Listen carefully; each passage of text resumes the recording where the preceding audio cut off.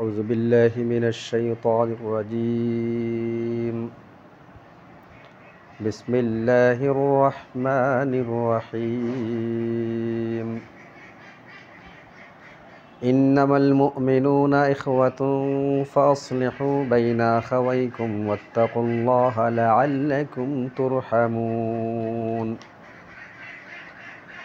يا أيها الذين آمنوا لا يسخر قوم من قوم عسى أن يكونوا خيرا منهم ولا نساء من نساء عسى أن يكن خيرا منهن ولا تلمزوا أنفسكم ولا تنابزوا بالألقاب بئس الاسم الفسوق بعد الإيمان ومن لم يتب فأولئك هم الظالمون. يا أيها الذين آمنوا اجتنبوا كثيرا من الظن إن بعض الظن إثم ولا تجسسوا ولا يغتب بعضكم بعضا أيحب أحدكم أن يأكل لحم أخيه ميتا فكرهتموه واتقوا الله إن الله تواب رحيم. صدق الله العظيم. এরশাদ হচ্ছে ইন্নামাল মুমিনুনা ইখওয়াহ, নিশ্চয় মুমিনগণ পরস্পর ভাই ভাই ভ্রাতৃস্বরূপ। ফাসলিহু বাইনা আখাওয়াইকুম, সুতরাং তোমরা ন্যায়সঙ্গতভাবে তোমাদের ভাইদের মধ্যে সদ্ভাব প্রতিষ্ঠা করে দাও, ইনসাফ প্রতিষ্ঠা করে দাও, মীমাংসা করে দাও, সম্পর্ক উন্নয়ন করে দাও। ওয়াত্তাকুল্লাহ, এক্ষেত্রে আল্লাহকে তোমরা ভয় করো। যদি আল্লাহকে ভয় করতে পারো লাআল্লাকুম তুরহামুন, তাহলে অবশ্যম্ভাবীভাবে আল্লাহ রাব্বুল আলামিন তোমাদেরকে রহম করবেন বা অবশ্যই তোমরা রহমত প্রাপ্ত হবে। ইয়া আইয়ুহাল্লাযীনা আমানু, হে বিশ্বাস স্থাপনকারীগণ, লা ইয়াসখার কওমুম মিন কওম, কোনো সম্প্রদায় অন্য সম্প্রদায়ের সাথে ঠাট্টা বিদ্রূপ করবে না, হাসি তামসা করবে না, বিদ্রূপ করবে না। কোনো পুরুষ অন্য পুরুষের সাথে বিদ্রূপ করবে না।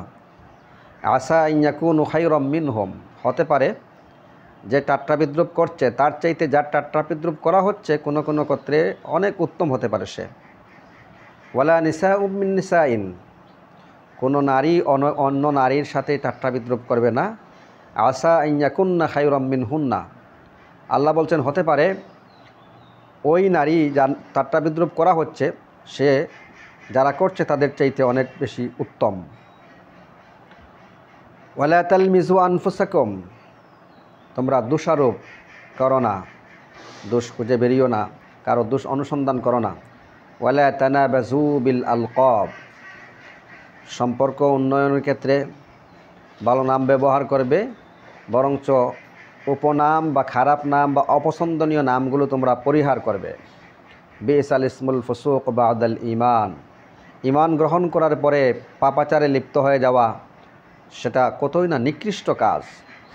অমাল্লাম ইয়াতুব ফাউলাইকা হুমুজ জালিমুন, যে ব্যক্তি জীবনে এই অন্যায়গুলো করে ফেলে তারপরে তারা যদি তাওবা না করে তাহলে এরা হবে জালিমদের অন্তর্ভুক্ত। ইয়া আইয়ুহাল্লাযীনা আমানু ইজতানিবু কাসীরাম মিনাজ যন্নি, হে বিশ্বাস স্থাপনকারীগণ, ইজতানিবু কাসীরাম মিনাজ যন্নি, তোমরা বেঁচে থাকো, নিজেদেরকে হেফাজত করো, রক্ষা করো অধিক অধিক ধারণা করা থেকে।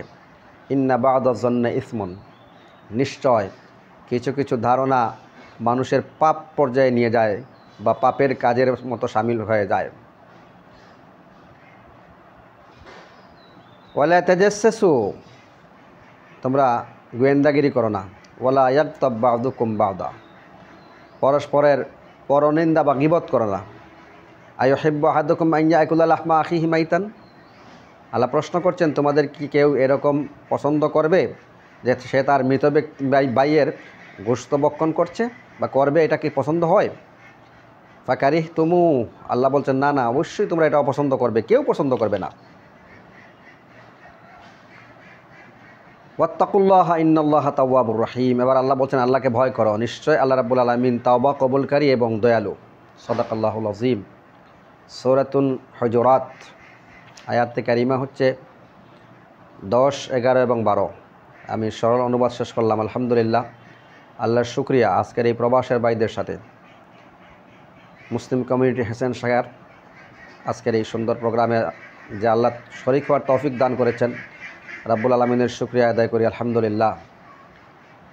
শাখার সভাপতি খালেদ মাহমুদ ভাই এবং সেক্রেটারি নাসিম হাসান ভাই সহ যে সমস্ত ভাইরা প্রবাসেও থেকে শত ব্যস্ততার মধ্য থেকে আল্লাহর দিনকে বিজয় করার জন্য আল্লাহকে মহব্বত অন্তরে জাগ্রত করে, রাসূলের মহব্বত জাগ্রত করে এরকম একটি দিনই জিম্মাদারি পালন করছেন নিজেদের ডিউটি করার পাশাপাশি, আমি তাদেরকে মোবারকবাদ জানাই যে আপনারা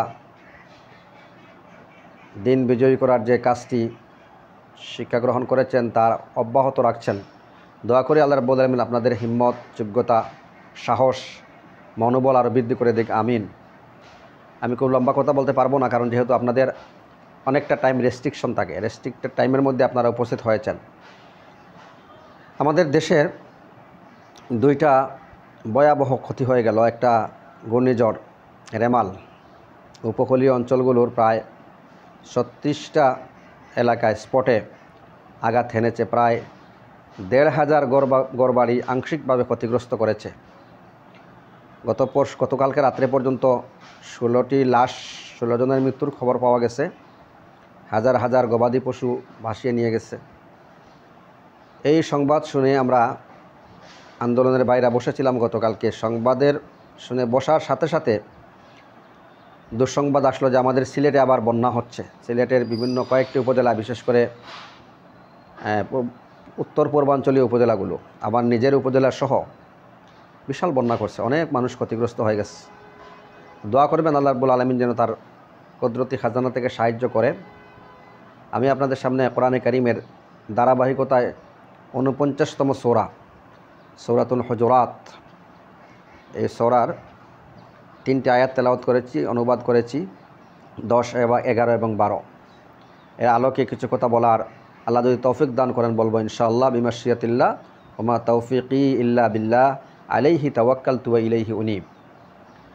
প্রিয় বন্ধুগণ, এই সূরা হুজুরাত ইসলামী আন্দোলনের কর্মীদের জন্য একটা গুরুত্বপূর্ণ সূরা। শুধু ইসলামী আন্দোলন না, মুসলিম সমাজের, শুধু মুসলিম সমাজ না, একটা যে কোনো সমাজের সামাজিক ন্যায় নীতি সংক্রান্ত অনেকগুলো বিধান, ছোট বড় 27টি বিধান এই সূরায় আলোচনা করা হয়েছে। এবং প্রত্যেকের এই বিধানগুলো জীবনে চলার পথে যদি আমরা মেনে চলতে পারি, সামাজিক শৃঙ্খলাটা অনেক সুন্দর হয়ে যাবে, ভ্রাতৃত্ববোধের অনন্য উদাহরণ স্থাপিত হয়ে যাবে এবং আমরা আমাদের এই সমাজটাকে একটি সোনালী সমাজে রূপান্তর করতে পারবো যদি এই সূরার সামাজিক শিষ্টাচার বা ন্যায় বিচার, ন্যায় নীতিগুলো আমরা যদি মেনে চলতে পারি। এখানে 5টি বিষয়ে, আমি যে অংশটুকু তেলাওয়াত করেছি সেখানে 5টি বিষয়ে আলোকপাত করা হয়েছে। এই সূরাটি হচ্ছে বিভিন্ন সময়ে নাজিল হয়েছে, তবে মুফাসসিরিনের মতে মাদানী সূরা এবং মদিনা যুগের শেষ দিকে নাজিল হয়েছে।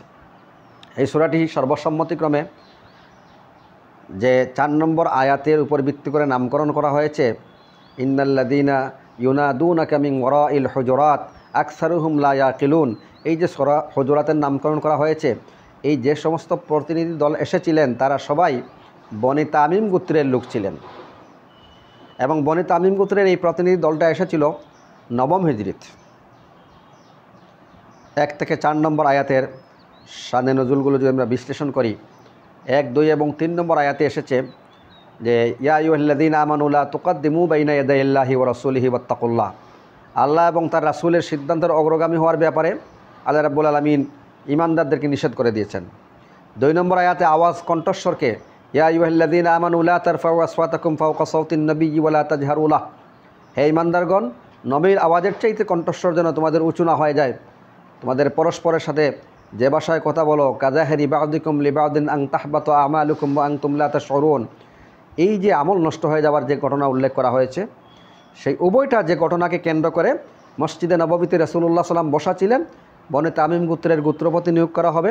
সেখানে আবু বকর সিদ্দিক রাদিয়াল্লাহু তাআলা আনহু একটা নাম প্রস্তাব করেছিলেন। নাম তিনি বলেছিলেন যে কাকা ইবনে হাকিম নামক ওই ব্যক্তিকে দিলে ভালো হয়, উনি খুব বিচক্ষণ, ইন্টেলেকচুয়াল, চালাক, সমাজের নেতৃত্ব দেওয়ার মতো। ওমরে ফারুক রাদিয়াল্লাহু তাআলা আনহু বলছিলেন না না, তার চাইতে ভালো একজন আছেন, আমর ইবনুল হাবস, তাকে দিলে ভালো হয়।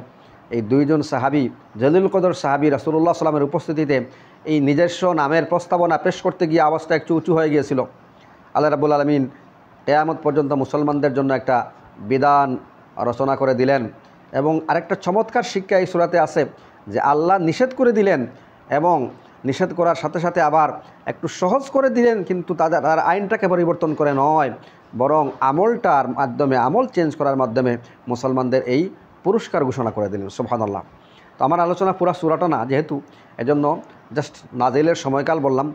বনি তামিম গোত্র 9ম হিজরিতে এসেছিল, এটা সর্বসম্মতিক্রমে। 6 নম্বর আয়াতে এই সূরার আরেকটি ঘটনাতে উল্লেখ করা হয়েছে যে যাচাই বাছাই করে কোনো সিদ্ধান্ত নেওয়া, তত্ত্ব আসলেই সিদ্ধান্ত না নেওয়া। ইয়া আইয়ুহাল্লাযীনা আমানু, হে বিশ্বাস স্থাপনকারীগণ। এই যে ইমানদারদেরকে উদ্দেশ্য করে আল্লাহ রাব্বুল আলামিন বলেন, ইন জাআকুম ফাসিকুম বিনাবাইন ফাতাবায়ানু আন তুসিবু কওমান বিজাহালাতিন ফাতুসবিহু আলা মা ফাআলতুম নাদিমিন। এই ঘটনাটা একটা ঐতিহাসিক ঘটনা। আমির ইবনে উকবা রাদিয়াল্লাহু তাআলা আনহু, যিনি রাসূলের সাহাবী, কেউ কেউ বলছেন ওয়ালিদ ইবনে উকবা তার নাম ছিল। তো ওয়ালিদ ইবনে উকবাটা 3টা তাফসিরে এসেছে।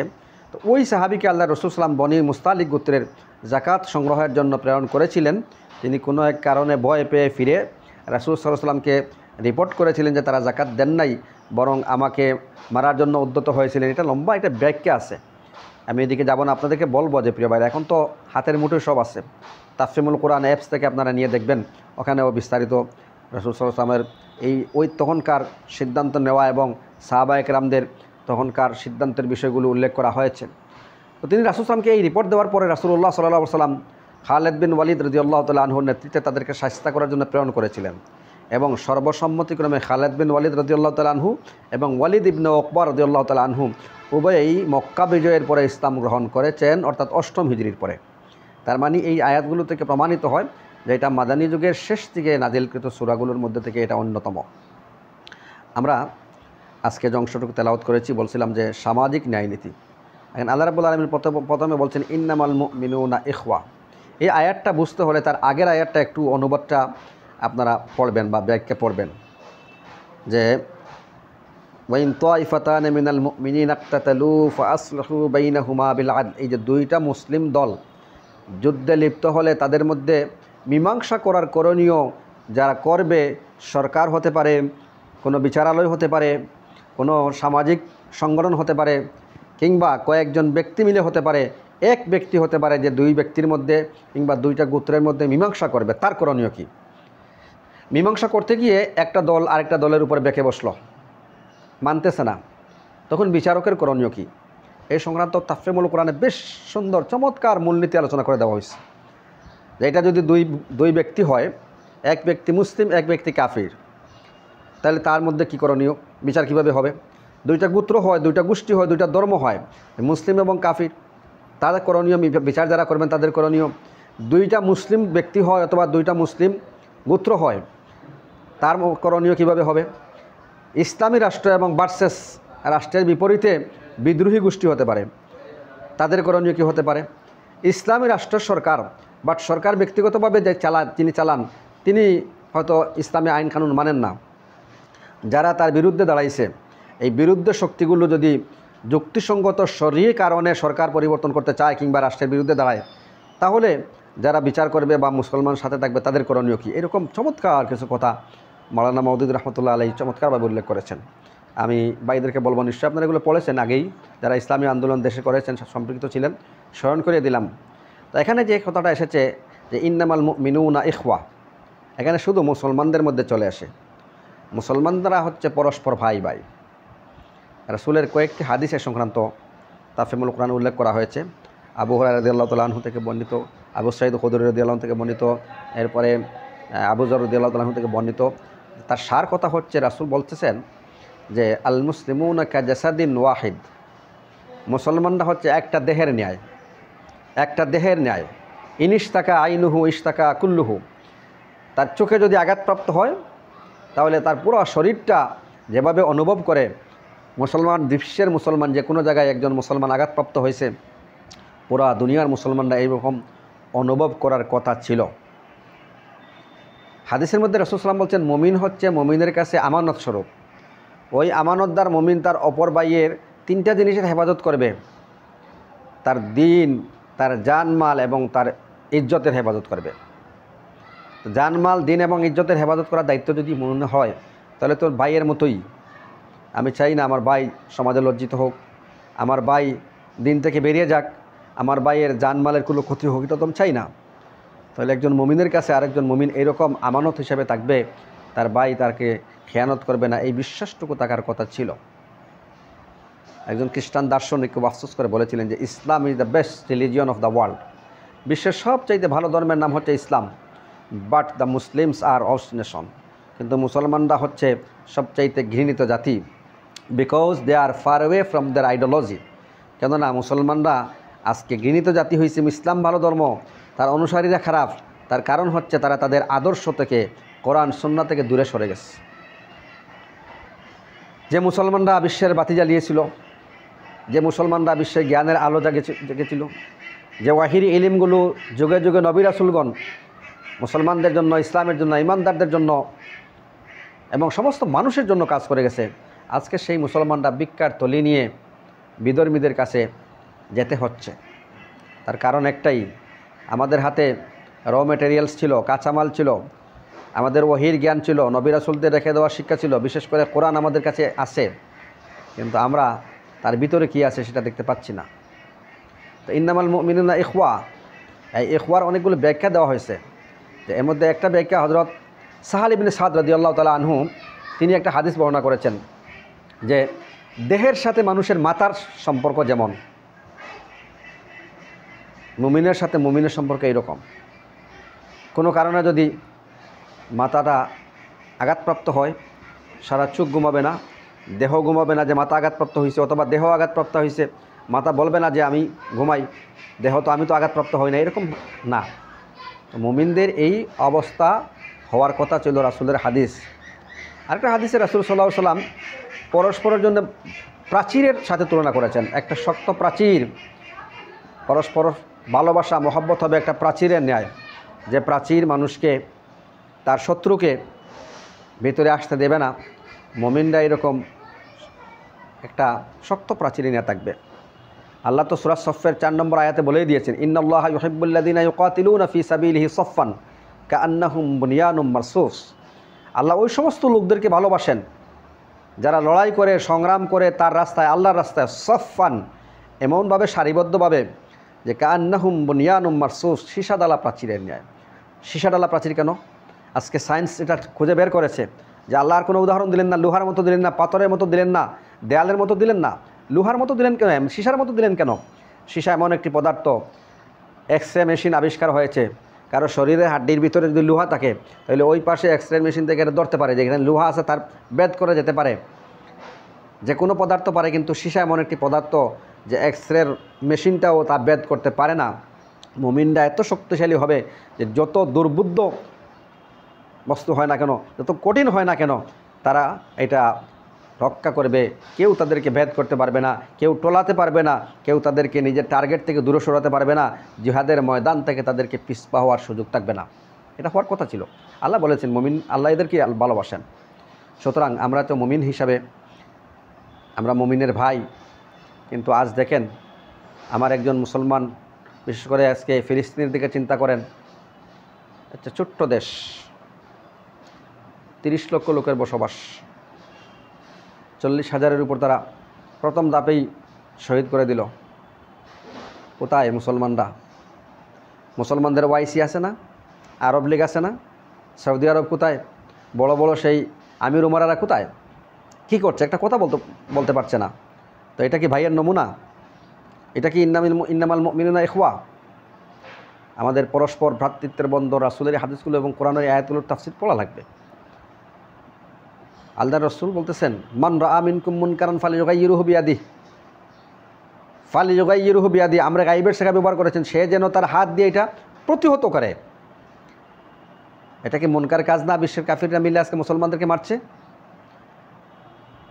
আমরা হাদিসের ভাষ্য অনুযায়ী 3টা মসজিদে অনুমতি দেওয়া আছে সফর করার, এর মধ্যে মসজিদে আকসা নেই, পৃথিবীর দ্বিতীয় গড়। প্রথম ঘর বায়তুল্লাহ, তার 40 বছর পরেই মসজিদুল আকসা আল্লাহ রাব্বুল আলামিন বলছেন যে, আল্লাহ রসুল বলছেন মসজিদুল আকসা দেওয়া হয়েছে। দ্বিতীয় ঘর সমস্ত নবীদের কিবলা, এমনকি বিশ্ব নবী সাল্লাল্লাহু আলাইহি ওয়াসাল্লাম হিজরতের পরেও 16 থেকে 17 মাস বাইতুল মুকাদ্দাসের দিকে নামাজ পড়েছেন। সেই পবিত্র ভূমিটা আজকে তারা অপবিত্র করছে। মুসলমানরা তো ভ্রাতৃত্বের নমুনা পেশ করছে না, তারা তো ভাই হিসাবে দায়িত্ব পালন করছে না। এবং বাইতুল মুকাদ্দাসের আরেকটা চমৎকার বৈশিষ্ট্য আছে পবিত্র ভূমি, যে আকাশে নবী করিম সাল্লাল্লাহু আলাইহি ওয়াসাল্লাম যখন মেরাজ করেছিলেন, বাইতুল্লাহ আল্লাহ রাব্বুল আলামিন তাকে এখানে অবস্থান করিয়ে অন্যান্য নবীদের রুহানি শক্তিগুলিকে রুহকে এখানে নিয়ে আসতে পারতেন, কিন্তু আল্লাহ রসুলকে মসজিদে হারাম থেকে মসজিদে আকসা সফর করাইয়েছেন। সুবহানাল্লাযী আসরা বিআবদিহি লাইলাম মিনাল মাসজিদিল হারাম ইলাল মাসজিদিল আকসা। কেন সফর করাইলেন? মসজিদে আকসার গুরুত্ব বোঝানোর জন্য। 2 নম্বর হচ্ছে মসজিদে আকসার সামনে একটা সাখরা আছে, একটা পাথরের টুকরা আছে, সেই পাথরের টুকরার সাথে আকাশের সিঁড়ি লাগানো, অন্য কোথাও নাই। প্লেন চলতে হলেও যে কোনো জায়গায় দিয়ে চলবে না, এটা নির্ধারিত রুট আছে। তো আকাশের সিঁড়ি ওই মসজিদে আকসার সামনের পাথরের সাথে লাগানো আছে। এই পবিত্র ভূমিকে আজকে রক্তরঞ্জিত করছে। মুসলমানরা কী ভূমিকা পালন করছে, মুসলিম রাষ্ট্রপ্রধানরা কী ভূমিকা পালন করছে, ইসলামী দলগুলো কী ভূমিকা পালন করছে, মুহাদ্দিসরা কী ভূমিকা পালন করছে, মুফাসসিররা এই আয়াতগুলো যারা তাফসির করেন, তাফসির পড়ান, তারা কী ভূমিকা পালন করছে। এজন্য আফসোস লাগে যে আজকে বাঘের মাথায় বসে বিড়াল খেলা করছে।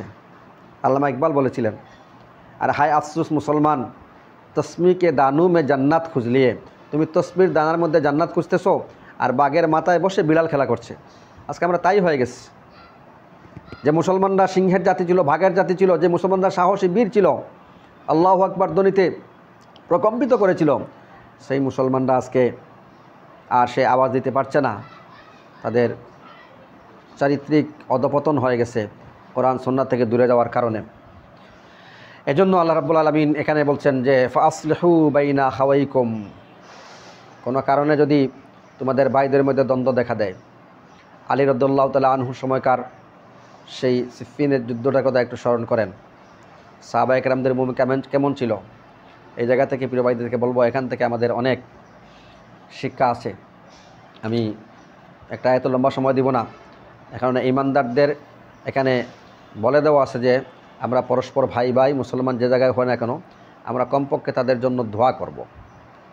আর ওই যে হাদিস মানরা আমিনকুম মুনকারান ফালইয়ুগাইয়িরহু বিয়াদিহি, এরপরে আল্লাহ রাসূল বলেন ফাইল্লাম ইয়াস্তাতি ফাবি লিসানিহি। লিসানের 5টা অর্থ আছে। একটা অর্থ হচ্ছে মুখ দিয়ে, ভাষণ দিয়ে, বক্তব্য দিয়ে, তারপরে হুঙ্কার দিয়ে বন্ধ করবে। আরেকটা অর্থ হচ্ছে কলম দিয়ে লেখালেখি করবে। আরেকটা অর্থ হচ্ছে যে কোনোভাবে এটা প্রতিহত করার জন্য শক্তি প্রয়োগ করবে, মুজাহিদ বাহিনী পাঠাবে, জিহাদে অংশগ্রহণ করবে।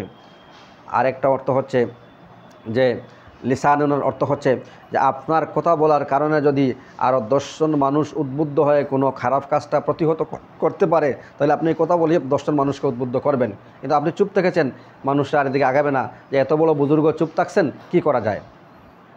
ফাইল্লাম ইয়াস্তাতি ফাবি কালবি, এখানে ভুল অনুবাদ করা হয় আমাদের সমাজে। যার এই 2টা শক্তি নাই, সে অন্তর দ্বারা ঘৃণা করবে না, অন্তর দ্বারা পরিবর্তনের পরিকল্পনা করবে।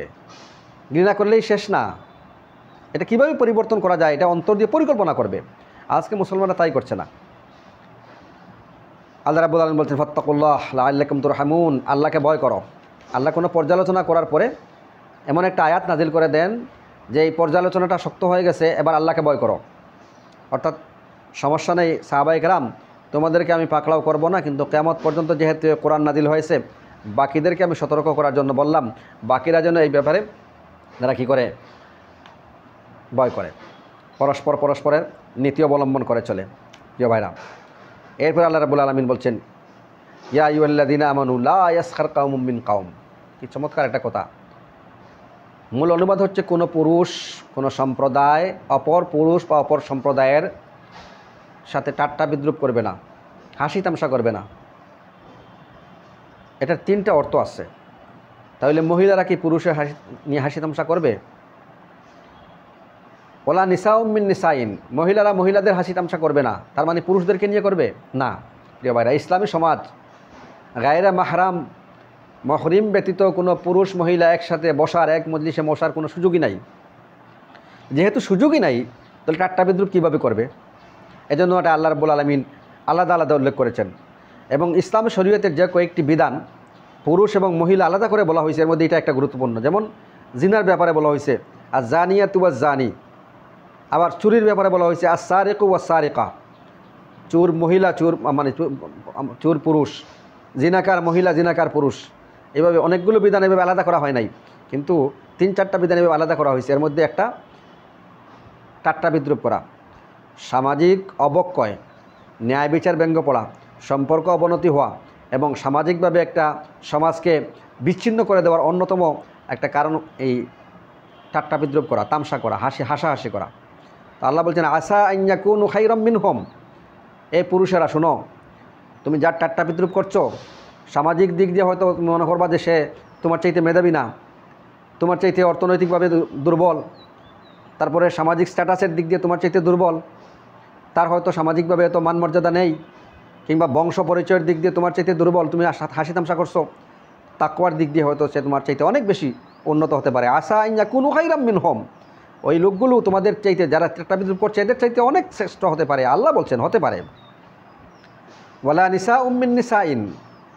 মহিলারা তোমরাও শোনো, তোমরাও কোনো মহিলা অপর মহিলার সাথে এরকম হাসি তামসা ঠাট্টা বিদ্রুপ করো না। আসা আন ইয়াকুন্না খায়রাম মিনহুন্না। হতে পারে যার ঠাট্টা বিদ্রুপ করা হচ্ছে, সে যারা ঠাট্টা বিদ্রুপ করছে সেই মহিলাদের চাইতে অনেক অনেক অনেক বেশি উত্তম, পর্দার দিক দিয়ে, ইমানদারিতার দিক দিয়ে, তাকওয়ার দিক দিয়ে, আল্লাহ ভীতির দিক দিয়ে, ইবাদতের দিক দিয়ে। হতে পারে না তোমরা বাহ্যিক দিক দিয়ে তাকে ঠাট্টা বিদ্রুপ করছো, কিন্তু অভ্যন্তরীণ দিক দিয়ে তোমাদের চাইতে সে শ্রেষ্ঠ হতে পারে। এবং আমি ব্যক্তিগতভাবে বিশ্বাস করি যে পৃথিবীর প্রত্যেক মানুষ আলাদা আলাদা আল্লাহ রাব্বুল আলামিন তাকে কিছু কোয়ালিটি দিয়েছেন যেটা আমার মধ্যে নেই। তা আমি কোন বিবেচনায় তাকে নিয়ে ঠাট্টা বিদ্রুপ করব? কি আছে আমার কাছে? আমরা দুর্বল না? আমরা ফকির না? আল্লাহ কি বলছেন? আমরা সবাই দুর্বল। আল্লাহু কাউইয়ুন ওয়া আনতুম দুআফা। আল্লাহ শক্তিশালী, তোমরা সব দুর্বল, দুর্বলের দুর্বল। আল্লাহু গানিয়্যুন ওয়া আনতুমুল ফুকারা। আল্লাহ হচ্ছেন বেনিয়াস, অমুখাপেক্ষী, তোমরা সবাই ফকির। রাসূল আল্লাহর কাছে কি দোয়া করতেন? যে আল্লাহ, আমি তো গরিব, আমি তো ফকির, আমি তো মিসকিন, আমি তো গোলাম, গোলামের ঘরের গোলাম, বান্দির ঘরের গোলাম। এ কথাগুলো আল্লাহ রাসূল বলতেন না? তাহলে আমরা কিসের ভিত্তিতে এত অহংকার করব? আর নিজেকে বড় মনে করা কিংবা অন্যকে টাট্টা বিদ্রুপ করার মানেই তো হচ্ছে নিজেকে শ্রেষ্ঠ মনে করা। রাসূলের স্পষ্ট হাদিস আছে, লা ইয়াদখুলুল জান্নাতা মান কানা ফি কালবিহি মিসকালা হাব্বাতিন মিন খারদালিন মিন কিবরে। যার অন্তরে সরিষা পরিমাণ অহংকারের চিহ্ন আছে সে জান্নাতে প্রবেশ করবে না। ওয়া ইয়াদখুলুন নারা মান কানা ফি কালবিহি মিসকালা হাব্বাতিন মিন খারদালিন মিন ঈমান। আর যার অন্তরে ঈমানের সরিষা পরিমাণ লেস আছে সে ব্যক্তি জাহান্নামে প্রবেশ করবে না। তাহলে আমি আরেকজনকে ঠাট্টা বিদ্রুপ করা মানেই তো হচ্ছে আমাকে নিজেকে আমি শ্রেষ্ঠ মনে করা। এই দুঃসাহস কে দিল? এজন্য আল্লাহ বলছেন যে আসা আন ইয়াকুনু খায়রাম মিনহুম, আসা আন ইয়াকুন্না খায়রাম মিনহুন্না। এরপরে আল্লাহ বলছেন ওয়ালা তালমিজু আনফুসাকুম। তোমরা ত্রুটিগুলো খুঁজো না। কি ত্রুটি খুঁজবা? তুমি একজন লোকের ত্রুটি খুঁজতেছো, আল্লাহ যদি তোমার ত্রুটিগুলো বের করে দেয় সমাজে, হাঁটতে পারবো আমরা? কেউ হাঁটতে পারবো না। জীবনে যা ত্রুটি করেছি, একটা দুইটা ত্রুটি যদি আল্লাহ সমাজে প্রকাশ করে দেয়, আমরা আমাদের হাঁটার রাস্তা পাবো না। এজন্য আল্লাহ রাব্বুল আলামিন সেখানে কঠোরভাবে বলছেন যে তোমরা কারো ত্রুটি খুঁজো না, গোয়েন্দাগিরি। এটা দুই প্রকারের আছে, এই ত্রুটি খুঁজা আর গোয়েন্দাগিরি। আমি একসাথে দুইটা আয়াতের তাফসীর করে দিচ্ছি, দুইটা অংশের। ত্রুটি খুঁজা এবং গোয়েন্দাগিরি এটা 5টা জায়গায় জায়েজ বলা হয়েছে। একটা জায়গা হচ্ছে যে কোনো মানুষের সাথে আপনার লেনদেন করবেন বড় ধরনের। এখন যদি আপনি তার সাথে ভালো করে খোঁজ না নেন, তাহলে হতে পারে এই লোকটা আপনার ধারণা মতো নয়, আর অনেক লেনদেনে খারাপ হতে পারে। এখন যদি আপনি খুঁজতে যান যে তার সাথে লেনদেন করব, দেখি তার আচার আচরণটা কেমন, তাহলে এটা খোঁজা জায়েজ এবং উচিত। বিয়ে শাদীর ব্যাপারে আপনার একটা জীবন সঙ্গী বের করবেন, অথবা আপনার ভাই বোনকে বিয়ে দিবেন, তার অবস্থা কেমন খুঁজবেন। এখানে যে বলে দিবে তার ত্রুটিটা, তার জন্য গীবত হচ্ছে না। রাসূল করিম সাল্লাল্লাহু আলাইহি ওয়াসাল্লামের কাছে ফাতেমা বিনতে কায়েস রাদিয়াল্লাহু তাআলা আনহা নামক একজন মহিলা এসেন, ইয়া রাসূলুল্লাহ, দুইজন পুরুষ আমাকে বিয়ের প্রস্তাব দিছে, একজন মুয়াবিয়া রাদিয়াল্লাহু তাআলা আনহু, একজন আবু জাহমা রাদিয়াল্লাহু তাআলা আনহু, আমি কি করব আপনি একটু বলেন। তো রাসূলুল্লাহ সাল্লাল্লাহু আলাইহি ওয়াসাল্লাম বলছেন যে এই মুয়াবিয়া তিনি তো আর্থিকভাবে খুব দুর্বল, অর্থনৈতিকভাবে খুব গরিব, আর আবু জাহমা তিনি তো খুব বদমেজাজি, প্রহার করেন, তাদের ত্রুটি খোঁজা হইল, মানে ত্রুটি বর্ণনা করা হইলো, এটা গীবতের শামিল হয়ে যাচ্ছে বাহ্যিক দৃষ্টিতে। আর এই মহিলা আবার ত্রুটি খুঁজতে গেলেন বা যাচাই করতে গেলেন কেন? এটা দুইটা অর্থ। একটা, রাসূলুল্লাহ সাল্লামের কাছে তিনি এসে চাইছেন, রাসূলের জানা ছিল এই বিষয়টা তার জীবনের জন্য তিনি গ্রহণ করবেন, সাময়িক না, এর জন্য রাসূল সাল্লাল্লাহু আলাইহি ওয়াসাল্লাম বলে দিলেন। কারণ বিয়ে যদি হয়ে যেত একজনের সাথে, তাহলে ওই মহিলা পরবর্তীতে বলতেন যে এর মধ্যে এত ত্রুটি আছে, কিন্তু আমি রাসূলকে জিজ্ঞাসা করলাম, তিনি তো বলে দেন নাই। এই কারণে এটা এই দৃষ্টিতে আল্লাহ রাসূল বলে দিয়েছেন, কিন্তু এটা গীবত পর্যায়ে পড়ে না। একজন সাহাবী আল্লাহ রাসূল সাল্লাল্লাহু আলাইহি ওয়াসাল্লামের কাছে এসে দরজায় সালাম দিয়েছেন। আয়েশা সিদ্দিকা রাদিয়াল্লাহু তাআলা আনহা ঘরের ভিতরে বসা, আল্লাহ রাসূল তার সাথে সাক্ষাতে যাবেন, দেখা করতে যাবেন। এমত অবস্থায় তিনি আয়েশা সিদ্দিকা রাদিয়াল্লাহু তাআলা আনহাকে বলছেন যে এই লোকটা তার সমাজের, তার গোত্রের খুব নিকৃষ্ট একজন মানুষ। এই কথা বলে তিনি বেরিয়ে গিয়ে ওই ব্যক্তির সাথে হাসি মুখে কথা বললেন, তাকে বিদায় দিলেন। ফিরে আসার পরে আয়েশা সিদ্দিকা রাদিয়াল্লাহু তাআলা আনহা বললেন, ইয়া রাসূলুল্লাহ, আপনি কেমনে এই লোকটাকে সুন্দর কথা বললেন, অথচ আপনি বললেন গোত্রের মধ্যে নিকৃষ্ট? আল্লাহ রাসূল বললেন, দেখো, আমি আমার স্বভাবজাত চরিত্র হচ্ছে মানুষের সাথে ভালো ব্যবহার করা, হুসনে খুলুক, এজন্য আমি তার সাথে ভালো ব্যবহার করেছি, এটা তার পাওনা ছিল আমার কাছে। তাহলে তার ত্রুটি বর্ণনা করলেন কেন? তার এই ত্রুটিটা খুঁজলেন কেন? যে দেখো আয়েশা, তোমরা আমার পরিবারের লোক, এই লোকটার মূল বিষয়টা আমি জানি হিসেবে এক সময় আমার সাথে কথা বলেছে, হাসি মুখে আমি কথা বলেছি, এই সুযোগটাকে কাজে লাগিয়ে সে কোনো ধরনের ইসলামের ক্ষতি করে ফেলতে পারে, এজন্য তোমাদেরকে সতর্ক করার জন্য এই মন্তব্যটা করেছিলাম। তো এইরকম সামাজিক অবক্ষয় হয়ে যাবে, কিংবা সমাজের কোনো ব্যক্তি প্রতারিত হয়ে যাবে, কিংবা সমাজের কোনো জায়গায় মানুষ দুঃখার মধ্যে পড়ে যাবে, এইরকম অবস্থা থাকলে আমরা একটু তার ত্রুটি না, তার এই ফ্রেশ করার জন্য এই বিষয়গুলো খুঁজব। হতে পারে ইসলামী আন্দোলনে আমরা ভাইদেরকে শপথ দিয়ে থাকি, ভাইটা শপথের আলোকে জনশক্তি হবে, শপথ নেবে, তার মান কেমন, তার আসলে ওয়াদা ঠিক আছে কিনা, লেনদেন ঠিক আছে কিনা, সময়দান আছে কিনা, এটা তার ত্রুটি হোক আর যাই হোক, এই বিষয়গুলো আমরা অনেক সময় যাচাই করি। এটা গোয়েন্দাগিরির মধ্যে শামিল না, এটা ত্রুটি খোঁজার মধ্যে শামিল না। এজন্য যাচাই বাছাই করার জন্য বিষয়টা করা যায়। এরপর আল্লাহ রাব্বুল আলামিন এখানে বললেন, ওয়ালা তানাবাজু বিল আলকাব, তোমরা উপনাম ব্যবহার করো না। উপনামের ব্যাপারে দুইটা বিষয় আছে, যে কারো কোনো নাম যদি রাসূল সাল্লাম, বাবুল আসামি হাদিসের একটা অধ্যায় আছে। একবার রাসূল সাল্লাম একটা বাজারে ছিলেন, এক ব্যক্তি বলল, ইয়া আবুল কাসেম, হে আবুল কাসেম। ফালতাফাতা ইলাইহিন নবী সাল্লাম, নবী সাল্লাম তার দিকে তাকালেন। লোকটা বলল, ইন্নামা দাউতু হাদা, আমি আপনাকে ডাকি নাই, ওই লোককে ডেকেছি। তখন রাসূল সাল্লাম একটা ঐতিহাসিক কথা বলেছেন যে সাম্মু বি ইসমি ওয়ালা তাকতানু বিকুনিয়াতি, তোমরা আমার নামে নাম রাখতে পারো, আমার উপনামে উপনাম রেখো না। এই উপনামের ব্যাপারে সমাজের মধ্যে দুইটা ধারণা আছে। একটা আছে মানুষকে খারাপ নামে ডাকা হয়, এই সমাজের কিছু মানুষের পরিচয় দেওয়া হয় খুব বাজেভাবে, যেটা সেও অপছন্দ করে, যে ডাকছে তার কাছে ভালো লাগে না, যে শুনতেছে তার কাছে ভালো লাগে না, এইরকম নাম ব্যবহার করা হারাম। কিছু নাম আছে অর্থ ভালো না, বাট এটা সমাজে সে খারাপভাবে নেয় নাই। যেমন আবুল কাসেম আমাস, এরকম আমাস মানে হচ্ছে ক্ষীণ দৃষ্টিশক্তি সম্পন্ন, কম চোখে দেখেন। তো উনি চোখে কম দেখতো, এই জন্য উনি ওনার এই নামটাকে অপছন্দ করেন নাই। এরকম আবু হুরায়রা, বিলাল সানার পিতা, এটা আসলে অর্থের দিক দিয়ে খুব ভালো নাম না, কিন্তু উনি তাকে নিজের জন্য পছন্দ করছেন, রাসূল বলেছেন। আবু তুরাব, মাটিওয়ালা, আল্লাহ রসুলের একজন সাহাবী ছিলেন আবু তুফাইল, তার একটু পেট বড় ছিল, তো রাসূল সাল্লাম তাকে মহব্বত করে ডাকছিলেন, ইয়া আবা বাতনিন, এ পেটওয়ালা। আমাদের সমাজে যদি কাউকে এরকম পেটুক, পেটওয়ালা, পেট মোটা ডাকা হয়, সে যদি মাইন্ড না করে তাহলে ডাকতে পারবেন, তবে এটা মাইন্ড করবে। তো পরিচয়ের জন্য, বিশেষ করে একটা গ্রামে একটা বাড়িতে তিনজন আবদুল্লাহ আছে। এক আবদুল্লাহ হচ্ছে একটু খাটো, তো তাকে যদি বলা হয় খাটো আবদুল্লাহ, লম্বা আবদুল্লাহ, অথবা ল্যাংলা একজন ব্যক্তি তাবি ছিলেন, তিনি ল্যাংলা হিসেবে তার পরিচয় দিয়েছেন।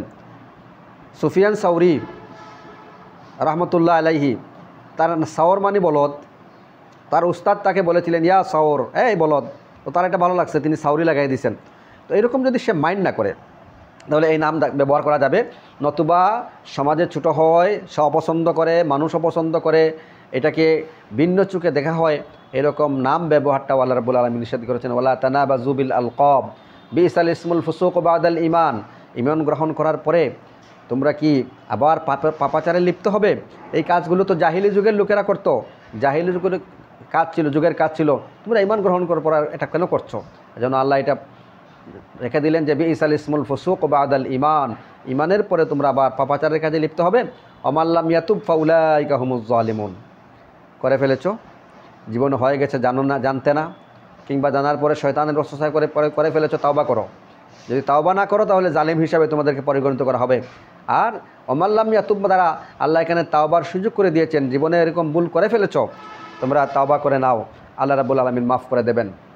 এরপরে আল্লাহ বলছেন ইয়া আইয়ুহাল্লাযীনা আমানু ইজতানিবু কাসীরাম মিনাজ জন্নে, হে বিশ্বাস স্থাপনকারীগণ, তোমরা অধিক ধারণা থেকে নিজেদেরকে হেফাজত করো। এই যে ধারণার বিষয়টা, এই ধারণার বিষয়ে কয়েকটি কথা খুব প্রসিদ্ধ এবং খুব খেয়াল করা দরকার। একটা হচ্ছে যে এক প্রকার ধারণা যা সমাজে রাখা উচিত, উত্তম। আল্লাহর নেক বান্দাদের ব্যাপারে আমাদের ধারণা যে আলহামদুলিল্লাহ, আল্লাহর প্রিয় বান্দারা, আমাদের দৃষ্টিভঙ্গিতে এরা আল্লাহওয়ালা মানুষ, আল্লাহ এবং আল্লাহর রসুল সম্পর্কে ভালো ধারণা পোষণ করা, এই ধারণা গুনাহ না। আরেক প্রকার ধারণা আছে যে ধারণাটা মন্দের মধ্যে পড়ে না এবং ধারণা ছাড়া সিদ্ধান্তে উপনীত হওয়া যাবে না। যেমন বিচার কাজ করতেছেন, তিনি সাক্ষী শুনছেন, উভয় পক্ষের সাক্ষী শোনার পরে আদালত একটা রায় দেয়।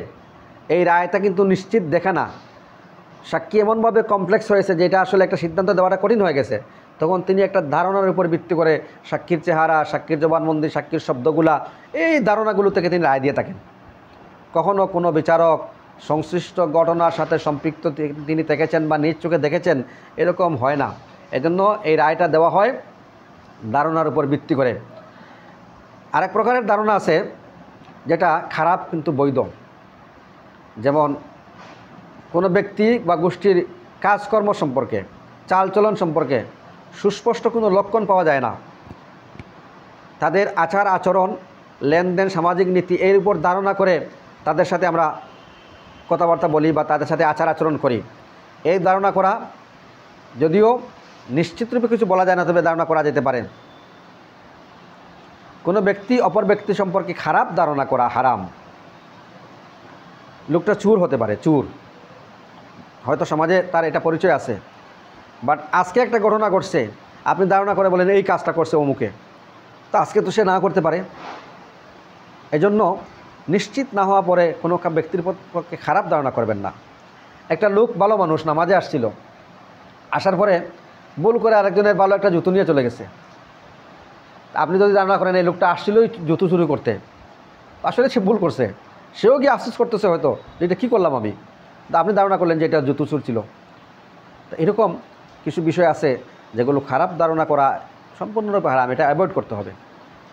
একজন মানুষ সমাজে আল্লাহর কাছে তার কোন অবস্থায় কোন তাওবাটা পৌঁছে যাবে, আপনি বলেন না এই লোকের কথা জিজ্ঞাসা করতেছেন, এত খারাপ, এর চাইতে খারাপ মানুষ হয় না, আপনি ধারণা করে বসলেন। এমনকি আপনি দেখলেন একজন দায়িত্বশীল পর্যায়ের ব্যক্তি রাস্তায় একজন মহিলার সাথে কথা বলতেছে, আপনি খোঁজ দিলেন না যে কার সাথে কথা বলছে, আপনি ধারণা করে বসলেন হায় হায় আমি কি মনে করলাম আর উনি কী করলো, ধারণা করলেন যে উনি খারাপ কাজ করছে।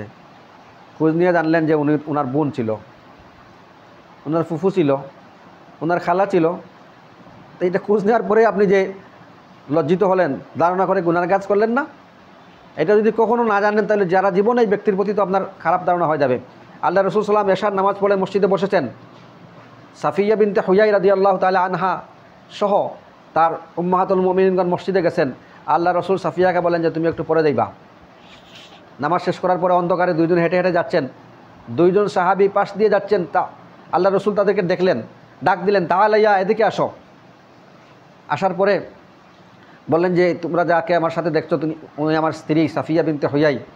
হাদিসের মধ্যে এসেছে ওই দুই সাহাবী বলছেন সুবহানাল্লাহ, ইয়া আল্লাহর রাসূল, আপনি কি ধারণা করলেন যে আমরা এরকম কখনো কল্পনা করব আপনার সাথে কে? আল্লাহর রাসূল তখন বললেন যে ইন্নাশ শাইতানা ইয়াজরি মাজরাদ দাম। ও সাহাবীরা, তোমরা আজকে হয়তো কিছু মনে করবে না, কিন্তু শয়তান 2 দিন পরে তো তোমাদের মনের মধ্যে একটা প্রশ্ন জাগাইতে পারে যে কে রাসূলের সাথে ছিলেন, কি তার সাথে সম্পর্ক, রাসূলের সাথে এত রাত্রে মহিলা কেন, এরকম আসতে পারে। এজন্য আমি ইচ্ছা করে আগে থেকে নিজে থেকেই পরিচয় করাইয়া দিলাম। সুবহানাল্লাহ। এই যে ধারণা করতে পারে কিছুদিন পরে, তো এরকম খারাপ ধারণা নিশ্চিত না হওয়া পর্যন্ত একজন খারাপ ব্যক্তির ব্যাপারেও খারাপ ধারণা করা উচিত নয়, যাবে না। এটা খুব খেয়াল করা দরকার। এই কারণে এই বিষয়গুলো করা, ধারণার বশবর্তী হয়ে কোনো সিদ্ধান্ত না নেওয়া। এরপরে আল্লাহ রাব্বুল আলামিন বলতেছেন যে ইন্না বা'দাজ-যন্নি ইসমুন, এই খারাপ ধারণা এবং নিশ্চিত হওয়া না হওয়া পর্যন্ত এরকম কিছু ধারণা তোমাদের গুনার শামিল। ওয়ালা তাজাসসু, কারো ত্রুটি খুঁজো না। এই ব্যাপারে আমি আগে কিছু কথা বলেছি। ওয়ালা তালমিজু আনফুসাকুমের মধ্যে ওয়ালা তাজাসসু, ত্রুটি খুঁজা। এই ত্রুটি খুঁজার 2টা অর্থ থাকে। একটা অর্থ হচ্ছে তাকে সমাজে ছোট করা, হেয় প্রতিপন্ন করা, লজ্জিত করা, এটা একটা অর্থ। আরেকটা অর্থ হচ্ছে যে সে সমাজে আপনার চাইতে বড় হয়ে যাচ্ছে, যে কোনো দিক দিয়ে আপনার চাইতে সে তার শ্রেষ্ঠত্ব বেড়ে যাচ্ছে, আপনি তাকে খুঁজতেছেন যাতে আপনি নিজে ওই জায়গায় যেতে পারেন আর তাকে ধ্বংস করে দিতে পারেন। তাই জন্য ওই সময়কার সময়ে বিশেষ করে ত্রুটিগুলা নিষিদ্ধ ছিল। লোকচক্ষুর অন্তরালে খোঁজাখুঁজি করা যাবে না, কারো ঘরে উকি দেওয়া, কারো কথায় কান পাতা, কিংবা কারো কোনো গোপন বার্তা পড়ে ফেলা, এগুলো ত্রুটি খোলার মধ্যে সামিল, তাজাসসুসের মধ্যে সামিল। এই জন্য ত্রুটি খোঁজা এবং তাজাসসুস, এই 2টা জিনিস খুব কেয়ারফুল। ত্রুটি খুঁজবো না আমরা। আল্লাহ রাসূল বলতেছে এমন এক ব্যক্তির কথা যে রাতের বেলায় সে গুনাহ করছে, আল্লাহ রাব্বুল আলামিন সকল হওয়া পর্যন্ত তার গুনাহটা গোপন করে রাখছেন। সকালবেলা সেই যে গুনাহ করছে সেই লোকটা বলে বেড়াচ্ছে যে আমি গত রাত এই করেছি।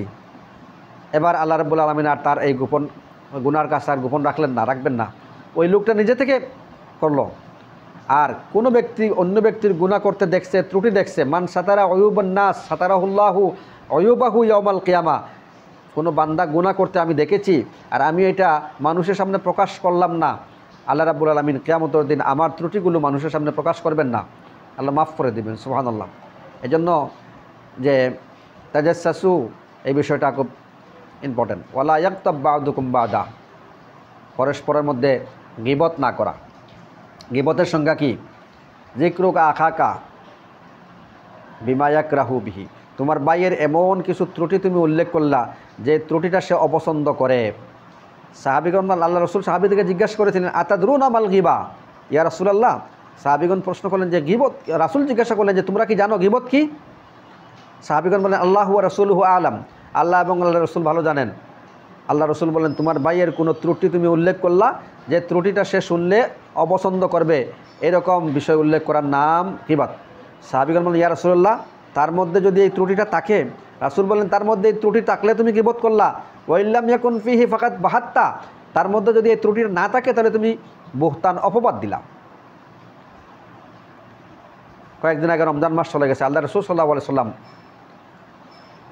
একটা চমৎকার হাদিস বর্ণনা করলেন যে আস-সাওমু জুন্নাতুন মা লাম ইয়াগরিখা, রোজা হচ্ছে ডাল স্বরূপ যতক্ষণ সেই ডালটা ছিদ্র না হয়ে যায়। সাহাবীগণ প্রশ্ন করেন ইয়া রাসূলুল্লাহ, ডাল ছিদ্র হয় কিসে? আল্লাহ রাসূল বলেন আল গীবা, গীবতের মাধ্যমে, ওয়াল কাযিবা, মিথ্যা বললে। এই 2 কাজটা মানুষ জিহ্বা দিয়ে করে, জবান দিয়ে করে। এই সামান্য জবান দিয়ে ঠাস করে একটা গীবত করে ফেলে। তো আল্লাহ রাব্বুল আলামিন এখানে বলছেন যে ওয়ালা ইয়াগতাব বা'দুকুম বা'দা, তোমরা পরস্পরের মধ্যে গীবত করো না। প্রিয় ভাইরা, আমাদের সবাইকে আল্লাহ রাব্বুল আলামিন বাক শক্তি দিয়েছেন, কথা বলার ক্ষমতা দিয়েছেন, জিহ্বা দিয়েছেন। রাসূল সাল্লাল্লাহু আলাইহি ওয়াসাল্লাম এই ব্যাপারে চমৎকার কয়েকটি কথা বলছেন এবং ভয়ঙ্কর কথা শুনাইছেন। একটা হচ্ছে তিরমিজি শরীফের 2406 নম্বর হাদিস, যারা সালান দেখবেন, এই 6, 7, 8, 9 পর্যন্ত এই হাদিসগুলো। হাদিসে রাসূল সাল্লাল্লাহু আলাইহি ওয়াসাল্লাম বলছেন যে তোমরা কি জানো মান নাজা, মুক্তি কিসের মধ্যে আছে? সাহাবীগণ বলেন ইয়া রাসূলুল্লাহ, মান্না, যা মুক্তি কিসে দিবে? আল্লাহ রসুল তখন বলেছিলেন যে মান সামাতা না যা, যে ব্যক্তি চুপ থাকবে সে ব্যক্তি মুক্তি পেয়ে যাবে। আল্লাহ রসুল তারপরে হাদিসে বলতেছেন যে একজন মানুষ যখন ঘুম থেকে উঠে, ইদা আসবাহা ইবনে আদম, সকালবেলা ঘুম থেকে উঠার পরে ওয়াল আদা আকুল্লাহা তুকাফিরুল লিসান, মানুষের অঙ্গ প্রত্যঙ্গগুলো সবাই গিয়ে জিহ্বার কাছে অনুনয় বিনুনয় করে বলতে থাকে ইত্তাকুল্লাহ হাফিনা, হাত পা চোখ মাথা সব বলে যে ভাই জিহ্বা, আমাদের ব্যাপারে তুমি আল্লাহকে ভয় করো। ফাইন্নামা নাহনু বিকা, আমরা হচ্ছি তোমার অনুসারী। ফাইন ইস্তাকাম তা ইস্তাকাম না, তুমি যদি সৎপথে থাকো, স্টিল থাকো, অবিচল থাকো, আমরা থাকবো। ওয়াইন ইওয়াজাজ তা ইওয়াজাজ না, আর তুমি যদি বাঁকা হয়ে যাও, উল্টাপাল্টা করো, তাহলে আমরা বাঁকা হয়ে যাবো, উল্টাপাল্টা করতে বাধ্য। তাহলে দেখেন সমস্ত অঙ্গ প্রত্যঙ্গগুলো জিহ্বার সাথে গিয়ে অনুনয় পরিণয় করে, আর এই জিহ্বা দিয়ে কিন্তু মানুষ গীবত করে। এই কারণে গীবতের বিষয়টা খুব কেয়ারফুলি আমরা যাতে কোনো অবস্থায় গীবত না হয়ে যায়। আল্লাহ রসুলকে একজন সাহাবী বলেন, ইয়া রাসূলুল্লাহ মা আখওয়াফু মা তাখাফু আলাইয়া, আপনি আমার ব্যাপারে আমার সবচাইতে বড় শত্রু কাকে মনে করেন? রাসূল কি জবাব দিলেন? ফা আখাযা বিলিসানি নাফসিহি, তা তিনি তার নিজের জিহ্বাটা টেনে ধরলেন আর বললেন হাদা, এটা হচ্ছে তোমার সবচাইতে বড় শত্রু, এই জিহ্বাটা তোমার সবচাইতে বড় শত্রু। আর এই জিহ্বা দিয়ে, এই ভাষা দিয়ে আমরা মানুষদেরকে কষ্ট দেই, এই ভাষা দিয়ে আমরা মিথ্যা কথা বলি, এই জিহ্বা দিয়ে আমরা গীবত করি। খুব কেয়ারফুল। হযরত মুআজ বিন জাবাল রাদিয়াল্লাহু তাআলা আনহু লম্বা একটি হাদিস বর্ণনা করেছেন। আল্লাহ রসুলকে তিনি জিজ্ঞাসা করেছেন যে ইয়া রাসূলুল্লাহ, আমাকে একটা আমল দেন, আখবিরনি বিআমালিন ইউদখিলুনিল জান্নাহ ওয়া ইউবাইদুনি মিনান নার, আমাকে এমন একটা আমলের কথা বলুন যে আমলটা আমাকে জান্নাতে প্রবেশ করতে সহযোগিতা করবে, জাহান্নাম থেকে দূরে রাখবে। আল্লাহ রসুল বলেন লাকাদ সাআলতানি আন আযীম ইয়া মুআজ, মুআজ তুমি কঠিন একটা প্রশ্ন করে ফেললে। ফাইন্নাহু ইয়াসসারাহু মান ইয়াসসারাহুল্লাহু আলাইক, তবে আল্লাহ যার জন্য সহজ করে দিয়েছেন তার জন্য সহজ হবে, কঠিন হবে না। লম্বা হাদিসের শেষ অংশে আমি বলছি, শেষ অংশে আল্লাহ রসুল বললেন যে মুআজ, তুমি তোমার জিহ্বার ব্যাপারে, ভাষার ব্যাপারে, কথার ব্যাপারে সতর্ক থাকবে। মুআজ রাদিয়াল্লাহু আনহু চোখের পানি ফেলে দিলেন, ইয়া রাসূলুল্লাহ ইন্না লামুআখিযুনা বিমা নাতাহাদ্দাসু বিহি, হে আল্লাহর রসুল, আমরা যে দৈনন্দিন যে কথাবার্তা বলি এগুলোর ব্যাপারে আল্লাহ আটকাবেন, আল্লাহ ধরবেন? আল্লাহ রসুল বলেছিলেন যে মানুষ বেশিরভাগ জাহান্নামী হবে বিহাসাইদে আলসিনাতিহিম, অসংলগ্ন কথা বলার কারণে, মিথ্যা কথা বলার কারণে, গীবত করার কারণে। এজন্য আমরা খেয়াল করব যে আমাদের মুখের ভাষা দ্বারা যেন কোনো মানুষের কষ্ট না হয়, গীবত না হয়। আমি একটু আগে যে রাসূল করিম সাল্লাল্লাহু আলাইহি সাল্লামের এক সাহাবীর উদাহরণ দিলাম, আরেকজন সাহাবী হযরত সাইলাব আল আসলামী রাদিয়াল্লাহু তাআলা আনহু, তিনি রজমের শিকার হয়েছিলেন, জিনার কারণে তাকে পাথর মেরে হত্যা করা হয়েছিল। তো আরেকদিন রাসূল সাল্লাল্লাহু আলাইহি ওয়াসাল্লাম রাস্তা দিয়ে হেঁটে যাচ্ছেন, দুইজন সাহাবী ওই যাকে রজম করা হয়েছিল তার ব্যাপারে একটু খারাপ মন্তব্য করছিলেন। আল্লাহ রসুল একটু সামনে যাওয়ার পরে দেখলেন একটা গাদা পচে আছে, মরে দুর্গন্ধযুক্ত হয়ে গেছে, অনেক পচা। তিনি সেখানে থামলেন, থামার পরে ওই দুজন সাহাবীকে বললেন যে তোমরা নেমে যাও, গিয়ে ওই গাদাটার গোশত ভক্ষণ করো। তারা আশ্চর্য হয়ে গেলেন, ইয়া রাসূলুল্লাহ, আমরা এই গাদার এটা কি কেউ করতে পারে, সম্ভব? আল্লাহ রসুল বলেন তোমরা একটু আগে যে কাজটা করলা, গীবত করছিলা, এটা তো তার চাইতেও মারাত্মক। আল্লাহ রাব্বুল আলামিন যে আয়াত কি বলেন, আইয়ুহিব্বু আহাদুকুম আন ইয়াকুলা লাহমা আখিহি মাইতান, তোমাদের কেউ কি এটা পছন্দ করবে? আল্লাহর প্রশ্ন, যে তার মৃত ভাইয়ের, এমনিতেই মানুষের মাংস কেউ খাবে না, তার মধ্যে যদি হয় মৃত, তার মধ্যে হয় তার ভাই, কেমনে সম্ভব? আল্লাহ রসুল বলছেন গাদা, পচা গাদা, গাদা তো এমনি হারাম, পচা না ভালো গাদা থাকলেও তো খায় না, মুনা করা খুব তাও খাবে না। পচা গাদা, মৃত গাদার মাংস যদি তোমরা খাওয়াটা, যদি আল্লাহ রসুল বলছেন গীবতের চাইতে এটা ভালো, গীবত এত মারাত্মক। এই কারণে আল্লাহ এই প্রশ্নটা করেন, আইয়ুহিব্বু আহাদুকুম আন ইয়াকুলা লাহমা আখিহি মাইতান ফাকারিহতুমু, তোমরা তো এটা নিজেরাই অপছন্দ করবে, সুতরাং আমরা গীবত থেকে বিরত থাকব।